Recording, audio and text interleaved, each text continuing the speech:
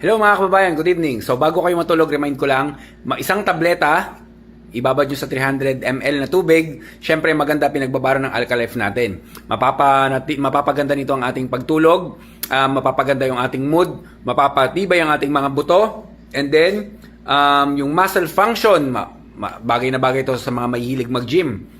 Tapos yung energy natin, yes, nakakapagpadagdag to ng energy. And then yung cardiovascular natin mga kababayan, maganda rin to sa puso. Ang pinakamagandang tubig na gagamitin mo na pambabad sa kanya, syempre yung Alka-Life natin. Yan, best tandem to, maganda to mga kababayan. Kung may mga ano ka dyan, may mga gout ka, and then meron kang mga sugat na matagal gumaling, mabilis din makarecover ito.